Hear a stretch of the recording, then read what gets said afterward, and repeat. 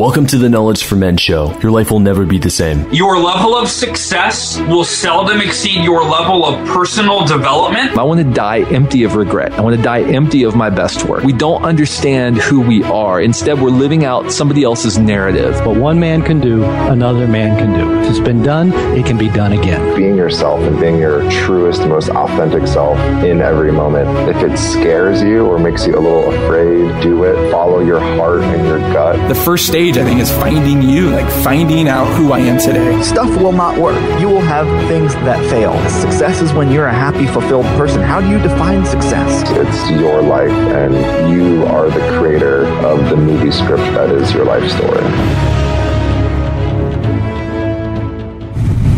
Hey, my team and I are offering a 3-day intensive retreat in San Diego, California. This retreat is going to be so powerful and transformative. My team and I will show you how to discover yourself, your true potential, and help you find your path and purpose in life and uncover the warrior's courage that is within you. I literally put my heart and soul into this program, and the reason why you want this is because I will save you time and money from having to figure out all of this on your own. There are only 10 spots available for the retreat, so go to kfmretreat.com to learn more and apply for the program. Again, that's kfmretreat.com.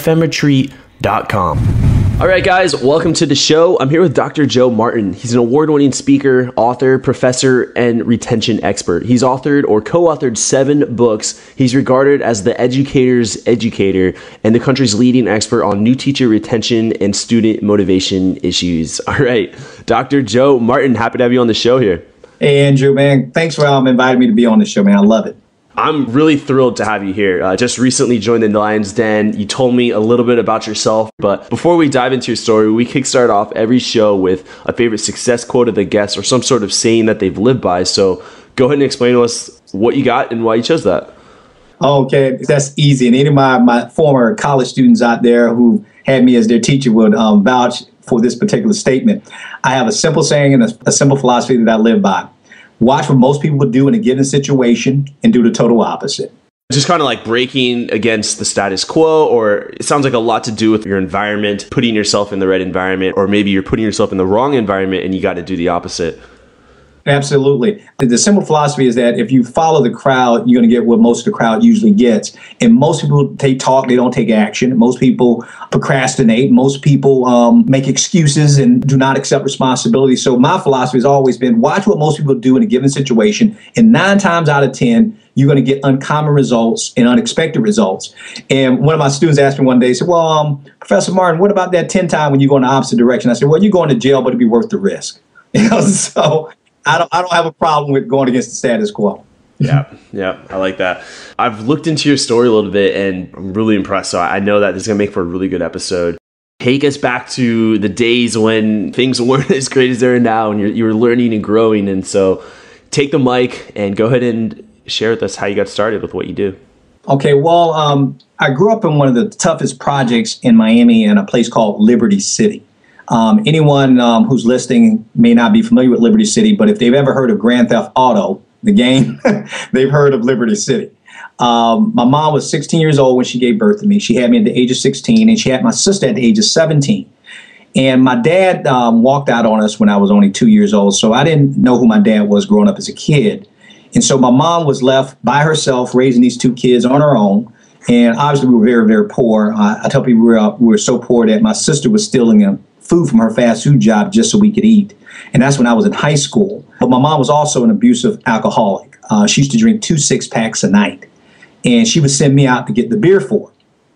It was tough growing up in Liberty City. And you can imagine they would sell me beer when I was 10, 11, or 12 years old. But that's the kind of neighborhood that we grew up in. They sold a lot of illegal stuff out of houses. I didn't buy the beer in the store, bought it out of a house. But my mom used to drink herself pretty much till she passed out because she was very depressed about how her life had gone. Now, she was working, but as soon as she would get off from work, she would get her beer, she would drink, and wake up and do it all over again. And so she was also abusive, and there was a lot of things that my mom did to me that I will not share on the air, but just trust me that if I did share some of this stuff with you, that you probably try to call the cops on her today. Now, my mom has been sober now for the last 18 years, and we have a relationship again. I even have a relationship with my dad, so it's not all bad, but my childhood was pretty rough. In addition to growing up poor, by the time I reached the age of 16, I had buried 6 of my friends who had lost a lot of violent crimes and that kind of thing. I had a dozen friends who were doing time in prison, even today, right now, who are all younger than I am, and I'm in my early 40s now. And I have a half-brother who's doing time in prison. This is his second stint in prison right now. And I have 3 family members who are doing life in prison. And so that was the kind of environment that I grew up in. And it kind of is why I'm even on your show today to talk about the importance of having mentors, and especially men mentors. In addition to that, I lived through a race riot when I was 13 years old, when I witnessed a white man getting pulled from his car and murdered in broad daylight in front of me. And I had nightmares about that for over 3 years throughout high school. In addition to that, I watched my mom get held at gunpoint twice in front of me, which is very traumatic if you're a child, to see your mom with a gun to her head and the guy threatened to blow her brains out if she doesn't give him her pocketbook. But in addition to that, exposed to drugs like you wouldn't imagine. I mean, it was nothing for me to walk into a friend's house and who was a drug dealer and to see them mixing drugs right in front of me. So I even joke with my students that I know how to slice and dice and mix and sell it, even though I never used drugs. And as bad as my life had gotten, it continued to get worse. It continued to spiral when I was a kid. Because like I told you, we didn't eat. My sister had to steal food just so she could feed us. But at the same time, my mom felt, even when she wasn't being a mom, because my mom cooked her last meal when I was only 10 years old after my grandfather passed away, that she decided I needed a male mentor, somebody at least kind of bring me along and show me how to be a man. And she recruited a family member of ours, my cousin, who's about maybe 6 or 7 years older than I was at the time. And he was the first man that kind of stepped into my life and took me under his wing. And he clothed me, he fed me, he took care of me. But then he betrayed my trust and sexually abused me as a child for 3 years of my childhood throughout my middle school years. And so I was close to those kind of things. And in addition to that, I wasn't a great student, but I was a good student. When I say a good student, I didn't get in trouble. They never had to call home to my mom to complain about Joe's not doing his work and he's misbehaving in class. I was a very respectful child. I was yes, ma'am, no, sir, that kind of thing. But I couldn't understand why my life had ended up so bad, because I did go to church when I was a kid, but I couldn't understand how a God could be that good and my life could be so bad. And having my dad walk out on me, my mom being an abusive alcoholic, and having my cousin sexually abuse me as a child, in addition to witnessing all this crime and violence in my community, and I'm starving, I couldn't understand why my life was so bad. But yet, and I was suicidal by the time I was 16 years old, thinking about taking my own life, because I think death couldn't be worse than what it was already. But something inside me, and I know that it had to be God speaking to me, telling me to hold on for a reason. And so even though this story is probably depressing your listeners right now, it's not all bad. Obviously, I'm on your show, so it didn't turn out. I'm still here. But I became the first person in my family ever to graduate from high school, because my mom had to drop out of high school just so she could have me. I was turned down by at least 30 colleges because even though I told you I wasn't a bad student, I graduated with a C average with a 2.2 GPA.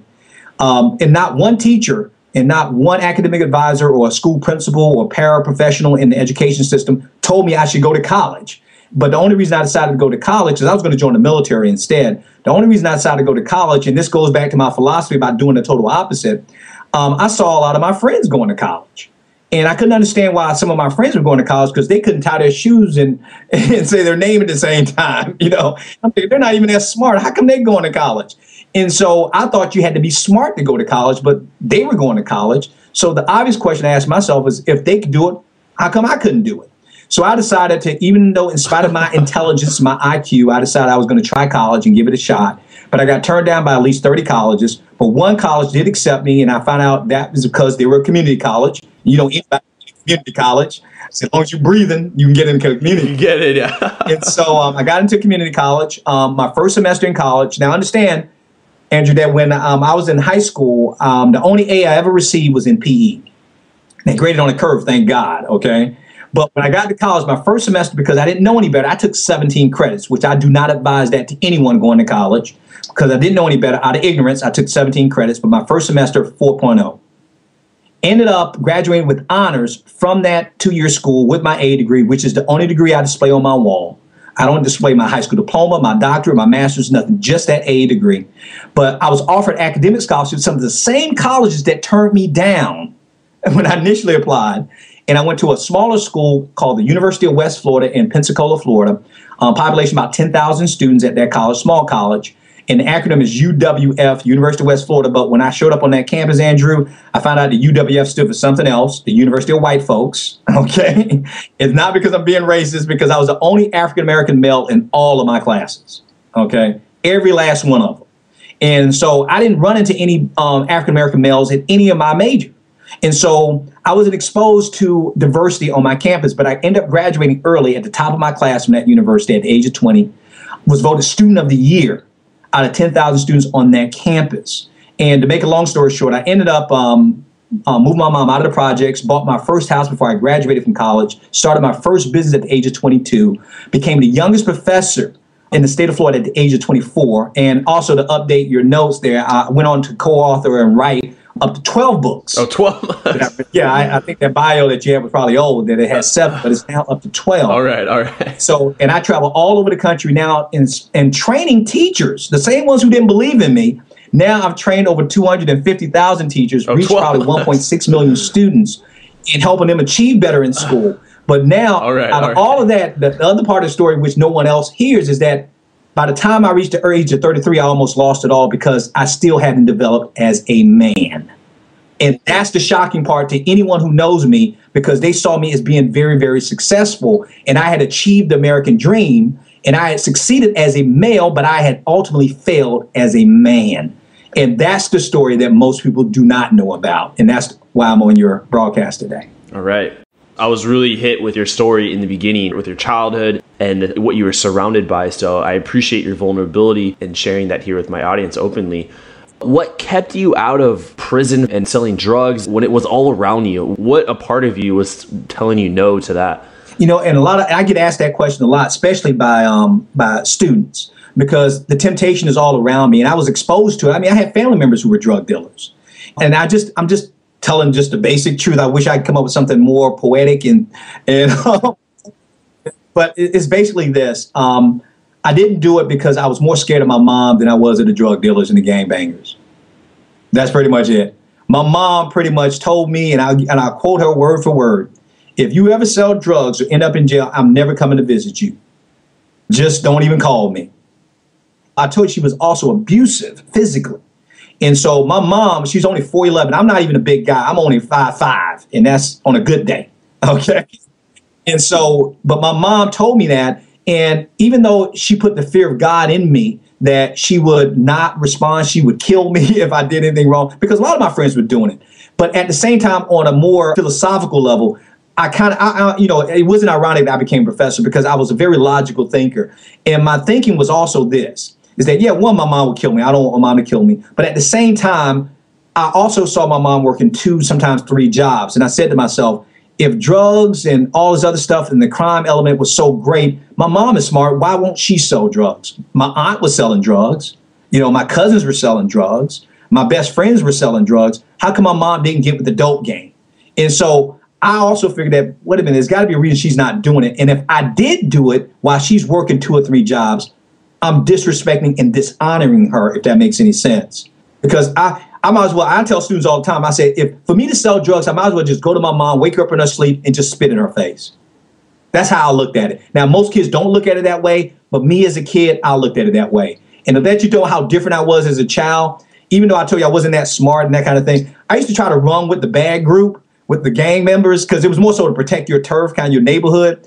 And I decided I could not become a gangbanger, because when they initiate you, they give you a name. You don't come up with your own street name. And Andrew, I can't make this up. You know what the street name they was going to give me? Professor.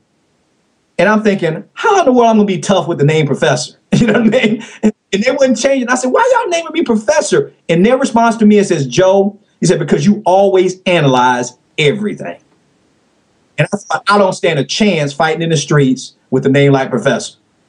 So I wish I could tell you there was more complicated reason, but no, those are some of the basic practical reasons why I never gave in to the drug element and to all the crime element. Now, and I'm not gonna lie to you, I was very tempted, but my thinking taught me out of it. I wish I could tell you that I had positive role models, somebody came and redirected me. None of that happened. None of that. So it was respect for the mother. She was working hard, she's sacrificing for you, and she's doing the best she can. Yeah, she wasn't great, but my mom, given the circumstances, I don't know if I could have done as good a job as she did with 2 kids at the age of 17. And so I felt it was and I told you I was a nice kid. I was very respectful. So why wouldn't that pour over to my mom? You see what I mean? And so I was very, very respectful of adults. And I tell kids today that I can't guarantee you that you're going to succeed, but I can guarantee you that you will definitely be a failure if you disrespect your parents. Yeah, it'll be internal pain for a long time. For a long time, exactly. Let's transition now to, you just said, you just kind of went through this huge successes that you had in your 20s, graduating from college, top of your class, became youngest professor in the state of Florida, really achieving a high level of success. And then at age 33, you succeeded in life, and externally you had everything that you wanted, probably the car, the house, like you had achieved, quote unquote, the American dream. And it's despite coming from your background and the environment that you grew up in, it's like that shouldn't have happened, but you still say that you didn't succeed as a man. Can you elaborate on that? Yeah, I had overachieved. I didn't even mention that I was also accepted a position with the governor's office as a communications director for community service. And I had my own television show, my own radio show. And so I had achieved all this success. But the key element that I was lacking, and it's going to be hard for me to try to communicate this, but I'll do the best that I can, is that I was still a male, but I was not a man. And what I mean by I was not a man, I was a good person. I was a good guy. But I had a lot of these wounds, these emotional wounds and struggles that I had in my life. And I got married at the age of 22, very young, but I did not tell my wife about me experiencing abuse that I had as a child. I didn't tell about a lot of these traumatic things that I had to deal with, and I never received help. I never got counseling for it. And so when you don't get help for your hurt, it tends to be pushed down and oppressed till it's going to express itself later. It's no different than sweeping dirt under the rug.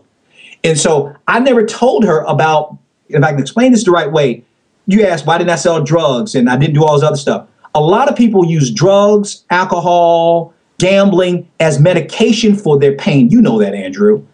Now, I didn't go into drugs. I didn't go into alcohol. I didn't go into overeating. I didn't grab a lot of the vices that a lot of people gravitate to medicate their pain, but I was in pain. So what was my medication at that time? My medication was going to be success. If I succeed and achieve in everything that I do, the pain of my childhood, the pain of the abandonment of my dad, my mom being there but not present, the pain of the abuse and all this other stuff was going to go away. All I did is I masked the pain. And so when I started succeeding, everything's going great. My wife, I have a kid of my own and everything. But as you know, that your life is never going to be perfect. It's always going to be you kind of overcoming another obstacle and another obstacle. I was never prepared to be a husband. I was never prepared to be a father. So when it came down to dealing with the stress of that, I had to go to my medication, which was going to be success again. But by that time, I was under the age of 30 making a 6-digit income. So I had pretty much everything I wanted. So what would be the next thing? So I started trying to get validation. So I stepped outside of my marriage. And that was the beginning of the downfall for me. I compromised my integrity. I compromised my health and risked my health, wasted my wealth. And I started doing all these self-destructive things that to the outsider, they wouldn't have considered it bad. They would say, well, Joe, he's a man. That's what he does. That's what guys do. He has the means. He should do all this stuff. But I was lacking the foundation of what a real man is. But Andrew, all that changed when I was 33 years old and I met a real man for the first time by the name of Howard Mintz. He's never written a book. He doesn't have a podcast. You won't find him on YouTube. Matter of fact, he doesn't even go on social media. And he's just a school teacher. He has 8 kids. He's been married for 30 years and they live off one salary. Okay. And I met this man through his son by chance. Met this man because I was signing a book for his son. And I asked him about it. I said, who you want to sign the book to? I said, your name. He said, no, I want you to sign it to my dad. And Andrew, I've sold a lot of books. Not one person has ever in 22 years asked me to sign a book to their father. And I asked him, who is your father? And he told me that his father's name was Howard Mintz. And I said, wow, nobody's ever asked me to sign a book to their dad. I said, what does your dad do? I said, and where does he live? He said, well, he lives in Miami, and which I was shocked. Oh, no, he's in Miami. I said, I'm from Miami. He said, yeah, we're from Miami. He said, and he's a school teacher, which impressed me because I work in education. And he told me that he was a teacher at one of the worst middle schools in Dade County, in my old neighborhood. And this kid was white. So I said, is your dad white? He says, yes. I said, and he's at Horace Mann Middle School. He said, yeah. And I was impressed. And I gave this kid my card and I said, if you ever need anything, I said, you won't ever need this car, but I want to follow you to track you. I said, for you to have a dad, that's impressive, who you would admire enough and respect enough to buy him a book. I said, I want to keep track of you to find out how your life ends up. And so he took my card, and I got a call from his dad about 2 or 3 weeks later, and he introduced himself to me. And he asked me, he says, I heard that you're from Liberty City, right here where I teach. I said, yes, sir. He said, how did you get out? And I said, well, I got my education and I did all these things and everything. He says, no, tell me the real story. And Andrew, he digged a little bit deeper. And by the time I got off the phone with this guy, I was in tears. And I told him the whole story about how I barely got out. I was suicidal at 16. And he asked me, he said, what would it take to get you down here to Miami to speak to my kids in my classroom? At that time, he'd been in education for like 20-something years, and he had gone to like 26 funerals of middle school kids, Andrew. And he said, would you come down to speak to my kids? Oh, I forgot to tell you, he's in charge of indoor suspension at that school. And so he said, would you come down? I said, yeah, I would love to come down. He said, how much do you charge? I said, sir, it doesn't matter. Just give me an invitation. I said, I've spoken all over the country, all over the world, and I've been to Miami several times, but I've never spoken in Liberty City. And so I flew down there and I spent 5 days with him, and it changed my life, Andrew. Not because of the school and the environment, because I grew up there, because I got to hang out with him around his home for 5 days. And I'm trying to keep myself together right now as I'm sharing this with you. And I watched this man with his children, and I watched him with his wife, and how they revered and they respected him. And I watched him on his job, how he served under what I thought was incompetent leadership, but he was very respectful. I watched how he served in his community, and he visited the shut-in, the people who could not get out of their house. He took me back to my old community. This white guy walked in the neighborhood that I was even scared to walk in, that I grew up in. Take me into the projects, talking to people in the homes, to the moms who had kids who were incarcerated, who had been murdered. And I watched this man speak into my life and share with me what it took to be a real man in God's eyes. And when he put me back on the plane to leave, he gave me books and CDs and all these resources on how to be a godly husband, a godly father, how to raise my son, how to be a husband when I got married again. And I was in tears, and I asked that man humbly, I said, Howard, I know you have 8 kids, but would you adopt just one more?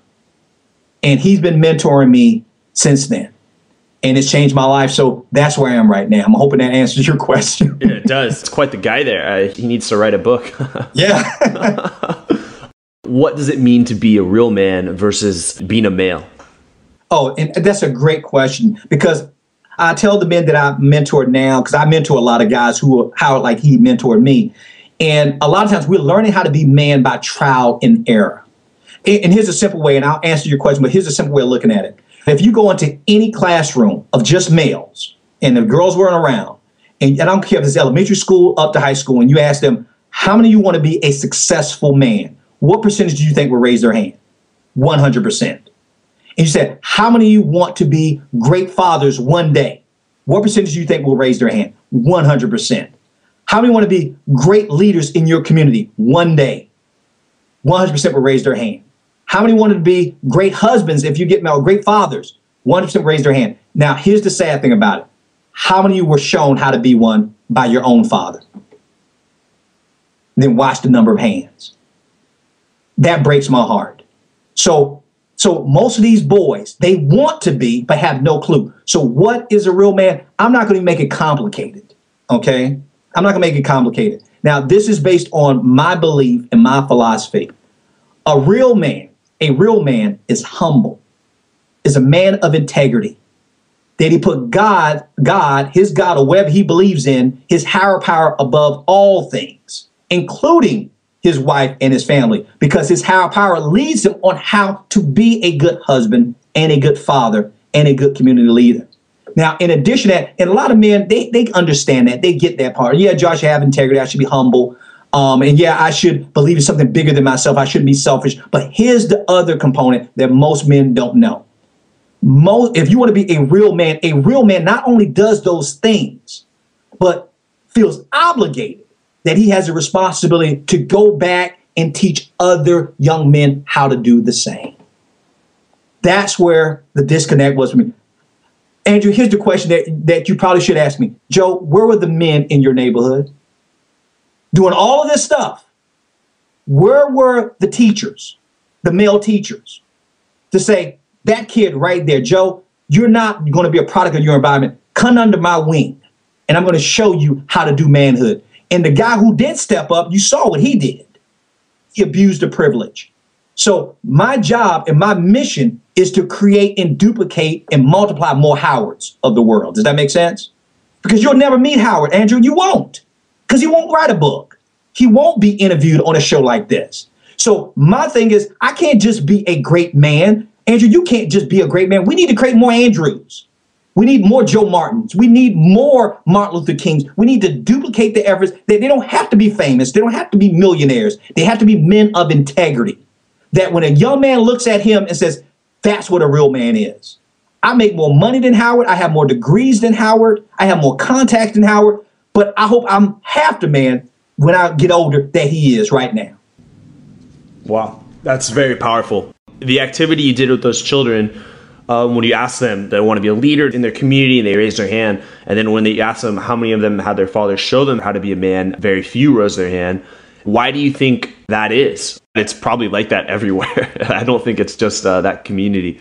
No, you're right. You can do that in any environment. I can go to any, you put me at an Ivy League school, yeah, I can do the same thing. You could go to Harvard and do the same exactly, thing. And do the exact same experiment, and it's going to happen. And so that question you just asked is very important. Why is that? And here's my theory of why that is. It's sort of like, and I'm in higher, and so I come from a higher ed background, so my professors right now in academia, they're going to kill me for saying this because they're going to say, Joe, that's a circular argument.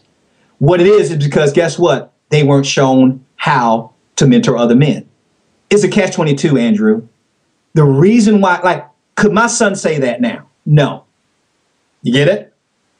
And now my son knows now that, no, oh, you got a good dad, and oh, you think dad's the bomb and everything. But now when he has kids, what should he do, Andrew? The same thing that dad did for him. Are you following me? So in other words, the reason why those numbers, because men have never stepped up to the plate to be real men. We weren't shown how to be. The fact when Howard stepped into my life, he just broke the chain in my generations. I can honestly tell you right now, if my children are actually paying attention and honor me by loving their dad, they're going to duplicate in their homes what they're seeing duplicated right now. See, by the grace of God, I've been able to restore a lot of things that I lost because I ruined a marriage because of that. And now I'm remarried and I have a wonderful wife and she loves me in spite of my checkered past. But I now know that I've now put in place, because I didn't know what I was doing that first time, of putting in place now a blueprint, so to speak, of, son, this is how you become a father. This is what you do. Exactly what Howard did to me, I'm doing it for my own son, and I'm teaching my son how to do it for his children. Great example. My son has just started college. He's a freshman in college right now, and he's 18. When he was about 15, I was showing him how to lead a family. His question to me was this, Dad, but I don't even have a girlfriend yet. Why are you showing me this, how to be a husband? Why are you showing me how to be a father? I said, because one day you will be. And when should I wait? When you get married? When should I wait? When you get engaged? No, I'm going to start doing this now because I'm not promised to even be here by the time you do get married. And so the reason why we have that in society there, because we pursue so many things as men that we think is going to make us feel good about ourselves. Money. If I just make enough money, if I just meet the right woman, if I just have the right career, if I just have the right job, if I just get enough degrees, Andrew, I can check those lists off. I've done all those things. But the thing is that none of those things are ever going to bring you full satisfaction. What's going to bring you satisfaction are the relationships that you build, the legacy that you leave behind when you leave this earth. And the last time I checked, and I said, what's that saying goes? Nobody's seen a hearse attached to a U-Haul. You can't take it with you. So what am I going to leave? I'm going to leave a legacy for my son. Son, this is how I learned how to be a man, and I'm teaching you how to be a man. And of course, I introduced him to Howard, and he understood everything when he met Howard. It seems like it's very popular in society for men to pursue external validations to cover up some sort of pain or you said mask some sort of shortcoming in their life instead of really pursuing ourselves and rising up as a leader for our families and in our community. You're absolutely. That's what I'm getting out of this. Mm-hmm. That's exactly what it is. That's exactly what it is. And now, because I'm all about us finding our purpose. But I believe we all kind of share a same purpose, a same calling, even though we express it in different ways. and we can express it in different channels and that kind of thing. But I believe we're all put here for one reason. And I know this is going to sound crazy. It's to be used. Okay. Not misused, not abused, and not to be confused, but to be used. Because, Andrew, here's the implication. If we weren't put on this earth to be used, wouldn't that imply that we're useless? And so the question is, if we are put here to be used, how are we to be used? And I believe that my mission statement for my life, and I believe our purpose, is to use our God-given talents, gifts, and abilities to help others achieve God-given goals, which is to serve others and to serve Him. That's my mission statement for my life. Now, how we express that can be in different ways. Some people express it in music. Some people express it in business. Some people express it in other avenues. I express mine through my communication skills. My wife, she's in fitness. We own a fitness studio. She does it through fitness and in health. Everybody has their way and their channel of communicating that to the world. But I believe everybody should find that. But when we look outside ourselves for validation, we're always going to find out it's an empty pursuit. It's such a powerful message that you've shared here on this episode. And it really takes some time to really like think back and kind of reflect on why we're doing what we do and really knowing why we're doing what we're doing and making sure it's for the right reasons. Absolutely. Absolutely. I tell you one thing through my whole experience, even though I'm not an old guy, but I've developed so much compassion now and empathy for people who I see who we consider in the media who blew it, like entertainers and athletes. Oh, Andrew, I have such a compassion for them now. Now, I don't excuse their behavior because I know it's wrong. I tell people, I said, their past and what they're dealing with explains their behavior, but it doesn't excuse their behavior. And so I understand on a different level. I don't condone it, but I understand it because the question I always ask now, when I see any man struggling, Andrew, I'm hoping your listeners are paying close attention to what I'm getting ready to say. It's going to blow your mind. When I see anybody struggling, I don't care if it's a female or male, I see any problem with any human being, I always ask this question, who's your daddy? That's the first question I ask. Who's your father? Now, I'm not saying that a man is the answer to everything, but if you dig a little bit deeper, to any person with an issue, I don't care whether it be somebody, an athlete, whether it be an entertainer, an actor, it doesn't matter. You have to go back and find out what kind of father did they have? What kind of father did they have? Now, I'm not saying because you had a great father, you're guaranteed to succeed. I'm not saying that. But 9 times out of 10, you're going to find out that, wow, they did not get something implanted in them, especially if they're a man. And we're not going to get into the women issues, okay, that what we call the problems that we cause as men because we're acting as boys, not really being men, and the harm and danger that we cause to women. I was guilty of that, of doing that to a woman that I loved and cared about. But there's something missing there, that element, that component of somebody taking you by the hand and said, I'm going to show you how to be an authentic man of integrity that people will respect, not because of your salary, because of your accomplishments and your connections, because who you are as a person. And if you go back and you dig with anybody, I guarantee you'll find out that there's an issue there. And I can also prove it to this standpoint. I remember when I started doing this, Andrew, I said, you know what? Because you know I now do Real Men Connect, our blog for the men discipleship. But I was looking up domain names. Okay, I'm probably scared to even say this on the air. Okay, I said I need to get a unique domain name so I can start bringing this issue to the forefront. And I decided, I said, well, let me find out. I know I should get daddyissues.com. Okay, good URL. Andrew, do not go to daddyissues.com. Yeah. Okay, that's already taken. What's on daddyissues.com? Okay. Okay. But that just kind of brings it, because it's a site that you think that has to be the devil or who bought that name to use it for that purpose. But that tells you an indication of what society has come to, where we are glorifying daddy issues. And when it comes down to it, a lot of us have daddy deep-rooted issues. Now, I'm not talking about just crazy fathers. I'm talking about fathers who did not step up in their role as real men in their household. And that when I saw Howard, that's what I saw for the first time. A man who took his role seriously. And it wasn't me being impressed with him. It's how I saw his kids and his wife respond to him. I'd never seen that before. To me, whenever I meet any guy, and Andrew, I've talked to you, but I don't know you personally. Okay. But when I get around you, I don't care if you bring me to the biggest house on the block. You know what my measurement of you as a man will be? How does your wife and your children respond to you? That's it. If they don't respect you, I don't care how many other men outside of your home respect you. It starts within the home. What difference does it make if I achieve every success, which I tried to do outside of my home, if I'm a failure in my home? And so when people ask me, Joe, do you consider yourself successful? I said, don't ask me, ask my wife. Ask my son and my daughter, my 12-year-old daughter, my 18-year-old son. They will tell you. That's my measurement now of success. Have I built the relationship with them that says one day my son looks at me and says, I want to be the kind of man my dad is. And my daughter, my 12-year-old daughter looks at me and says, I want to marry the kind of man my dad is. Any man who tells me about his success, unless your children will say that, you're not successful to me. You're not successful. I don't care how much money you have in the bank. Right now, Bill Gates to me could be a failure if he's a failure in his home. I don't care how much he owns. So I'm not easily impressed with any man, but Howard impressed me. That was impressive to me. I think we've touched on two really deep topics. And when you brought up, show me a guy and show me who that guy's daddy is, I think that really brings up a lot of emotion for a lot of the listeners. And even myself, just kind of thinking about my childhood and growing up, that's a topic that could be a whole nother episode. The topic of show me a man in his house, show me a man in his family and how they respond to him. I really like that because sometimes you look at a guy and he's really successful, he's on stage, he's got books out, he's doing really well in life, and then he's got 3 or 4 divorces, or he's got kids that he doesn't even know where they are.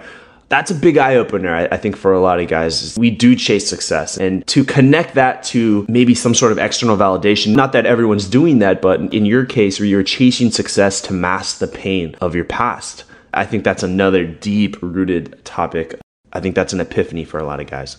And Andrew, we've been, I know I come across very passionate about this subject because I am, but I want people to know that it's not just driven by just, his heart isn't, he's just too emotionally attached to it because of his past. I wanted to share this with you, and I hope this doesn't bore your listeners, because I want to know that this is not just something that I'm just passionate about. The proof is in the pudding. And I want to throw some statistics out at you, okay, that will validate my point, so you'll see why I'm so passionate about this, and you'll see what these daddy issues can end up becoming. And I've put this on our website. 25 million children under the age of 18 don't even live with their natural fathers, okay? Now, if you add to that, Andrew, the number of children who live with their fathers but aren't connected to their fathers emotionally or spiritually, and you sadly have the majority of children living in America. Now, how does that play out? Check this out, Andrew. 63% of youth suicides, I told you I was suicidal, right? 63% of youth suicides are kids from fatherless homes. 80% of the rapists out there are from fatherless homes. 71% of high school dropouts come from homes without fathers in it. 75% of youth who are in alcohol and drug abuse centers are from fatherless homes. 70% of juveniles in state-operated institutions are from fatherless homes. And I mentioned about how I have a dozen friends doing time in prison right now. 85% of men sitting in prison today grew up in fatherless homes. Now, and I told you I haven't even scratched the surface about daughters and girls. Did you know, check this out, daughters of single parents without fathers in the home are 53% more likely to marry as teenagers. 71% more likely to have children as teenagers. 92% more likely to get divorced themselves. You don't think we have a man problem in America? That's what I'm tackling. That's what I'm dealing with. So it's not just from a passion standpoint. It's just personal for me. But the numbers don't lie. And you can go to any, if you go to any data program or where they're going to tell you about youth statistics and that kind of thing, whether it be in the Department of Education, the Census Bureau, you will see there are a lot more numbers that are worse than those that I just gave you. So what I'm telling you is not just a passion-driven thing, it's a purpose-driven thing. Wow, those are some staggering statistics. Maybe the authorities aren't looking at a man problem. They're looking at other things and pointing fingers. It's a deep problem. I'm glad that we're having this episode here. I'm glad that people are listening and opening their ears to this content. But let's now jump into the knowledge round. Dr. Joe, are you ready for the knowledge round? I think I am. Go ahead, man. All right. Hey, I want to share with you more about the Knowledge for Men 3-day intensive retreat. I will show you how to discover yourself so you'll know exactly who you are, what you want, and have the conviction on how to get there. You can become a leader so you can achieve greatness in all aspects of your life and become the man you want to be. It is all lying within us dormant until the right teacher helps us tap into our inner warrior. You will be tested, challenged, and pushed beyond your limits. And together, we will push the boundaries of what is really possible in your life. So go to kfmretreat.com to apply because there are only 10 spots for the retreat, and there are thousands of people listening to this right now. When the 10 spots are gone, they're gone. So go to kfmretreat.com and join me now. This is your time. I'd love to serve you in building and creating a bigger life. Welcome to the Knowledge Round, where the guests will be asked rapid-fire questions to give the audience invaluable pieces of wisdom to help transform their lives. Starting in 3, 2, 1, showtime. I'm going to change it up a little bit just to kind of hit on some of these topics that we're discussing. So what advice would you give to someone on the first step looking to become a better man? Oh, this is easy. Admit that you need a real man in your life. Admit it. We all want support and we want men in our lives. I would say 100% of men want a supportive man in their life. And ask yourself, do I have that go-to guy? That man who's gone ahead of me, who's farther along than I am, who could show me by looking over his shoulders how to be a successful husband, how to be a successful father, how to be a successful leader in my community, how to run after the God that I claim I love in my heart. Is there a man walking it out in front of me that I know that I can talk to on tap and call on the phone, sit down in front of, who will hold me accountable to my wife, my children, my community, to my conscience, to my purpose? Do I need a man like that in my life? And most men are afraid to admit that they need help. And the way I convince the guys in my group, because I lead a small men's group at my church, and the way I convince them, I tell them this. I say, if you read the Bible, Solomon is the smartest man in the Bible. Samson was the strongest man in the Bible. And David was a man after God's own heart. That's who God said there, a man after God's own heart. And Andrew, check this out. All three of those men failed without support and accountability. Now, I have a lot of degrees. I'm not the smartest man in the world. Okay? I definitely ain't the strongest man in the world. And God has never come down from the clouds and said, Joe, you a man after my own heart. Now, if I'm not the wisest, the strongest, and a man after God's own heart, what chance do I have of succeeding without men supporting me in my life? That's the first step, admitting that you need one. Mm.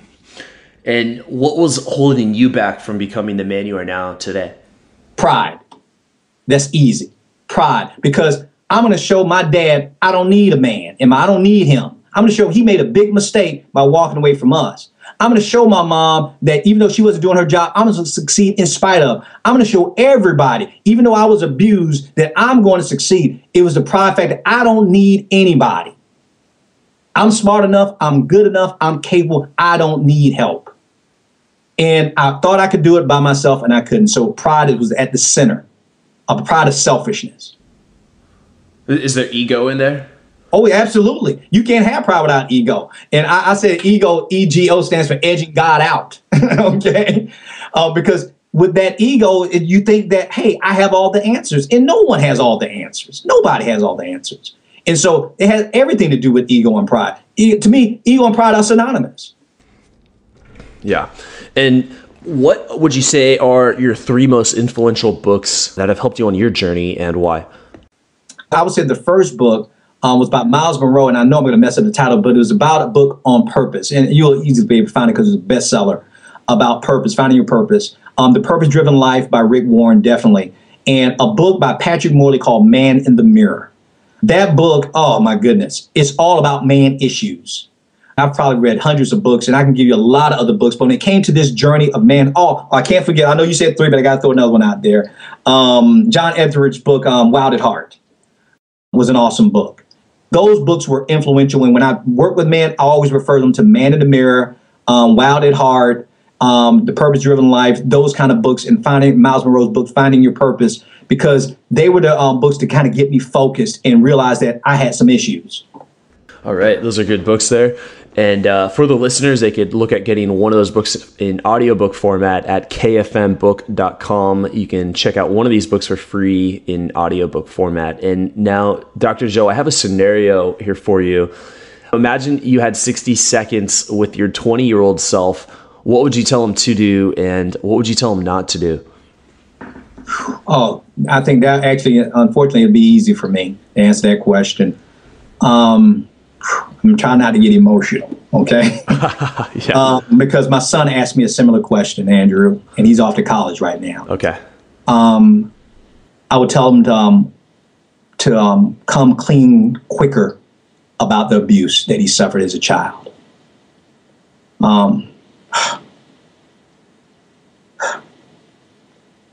I should have told somebody. And I didn't until I was in my 30s, Andrew. And that pain that I lived with, that secret of being abused and not telling the soul, that was the beginning of the end. Because I would spend the next decade or two, next 2 decades, trying to mask and medicate that pain with success. And if I would have done that, I can't tell you I would have achieved all that I've achieved right now, but I would still be married to my first wife. I'll still be married to my first wife. She didn't deserve me using her as trial and error on how to be a husband. She deserved to know what she was getting into when she married me, and she didn't know, and I didn't tell her. So that's what I would tell that person. Wow. Thank you for the vulnerability. I think that's really going to touch a lot of lives, because I think many of us are holding something in that we should share with the people that we love. Mm-hmm. Now, kind of summarizing some of your main points here, looking back at where you were as a child to where you are now and what you've accomplished and the people that you've impacted, what would you say is your philosophy on life and success? First, I will say, because it goes back to what I was saying about watching most people doing and do the total opposite. Everything I've told you about today, most of us don't want to come clean about our vulnerabilities and our mistakes. Most of us don't want to go out and go to another man and say, Andrew, I need help. Will you mentor me? Will you take me under your wing? Will you adopt me as a son? So my philosophy is, and I tell this to anybody who's going through recovery of any type of traumatic experience, is don't keep any secrets. You're as sick as your secrets, so expose them quickly. And to people, obviously people you trust and people who you know that will love you unconditionally. Humble yourself. Get your ego out. Get rid of your pride. Swallow your pride. It won't choke you. Okay? And admit that you need help and you can't do it by yourself. And last but certainly not least, even though I'm putting it last, it's not because it's last. Put God first in everything you do.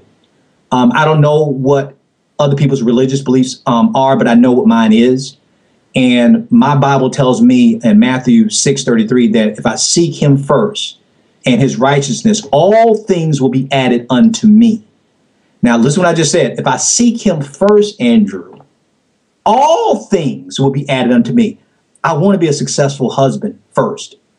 I want to be a successful father second. I want to be a successful leader third. But he said if I seek him first, he will add all those things to me. So that will be the philosophy that I teach my son right now and how I'm raising him, and what I hope that he passes on to his son, and hope that my daughter pursues a man who has those type of qualities. It's very good, and refreshing to hear, actually. And this has been a really good episode here, touching on some deep problems, rooted problems that every guy at some level has. That's going to conclude the knowledge on there. There is so much value in what you've shared with us today. And so I really respect and admire the vulnerability again of what you've shared here with my listeners. So what's exciting you today, and what's getting you out of bed in the morning? I'm glad you say that, because I always tell people, I said, you know you're on purpose when you don't need an alarm clock to get up. Okay? And I don't need an alarm clock. What gets me up on in the morning is exactly what we're talking about today. I've decided to make a shift in my career and go into men's ministry, for lack of a better word, full time now. I still do educational consulting. I still speak and I still do that. But now my platform is different. I'm trying to bring awareness and raise awareness of this man problem we have in America, and to see if I can recruit and find and locate and identify the Howards of America. I want to go into podcasts. I just launched a blog called Real Men Connect. And that's Real Men Connect. And it's geared towards helping the men in my community come together so we can mentor other men on how to become real men. That's why we call it Real Men Connect. So that's what's got me excited right now. I don't know where it's going to lead to, what's going to happen, but man, I am pumped and excited about getting up every morning to start blogging, to write, to start interviewing leaders in my community and sharing this vision with other men. I'm excited. You're getting me excited for the day just listening to you speak and hearing the tone of your voice. So you guys can reach up and follow up with Joe at drjoemartin.com. Andrew, let me interrupt you just for a second. That's my speaking website. I'm giving them a better website, the thing that gets me up in the morning now. And they can go to askarealman.com. Okay. All right. Yeah. I'll put that in the show notes, and I'll be sharing that with my community. So Dr. Joe, thank you so much for your story here. Thank you for being vulnerable. Thank you for the lessons, and thank you for just spending your time here with my community. I really appreciate it. So, all right. Thank you. Thank you, Andrew. Thank you for listening to the Knowledge for Men podcast. Hundreds of interviews and 1 million downloads later, we're continuing to build an international movement, and we've just started. So if you enjoyed this episode, go ahead and leave a review in iTunes. It really helps to grow the podcast. Guys, 2015 is the official year of living with purpose, where every day you do only the things that matter to you. You wake up, live with purpose, and take massive action towards the life you want. Check out kfmfree.com to get free tools I've created to help you crush life. Again, that's kfmfree.com. This is your host, Andrew Farabee, and I'll see you in the next episode.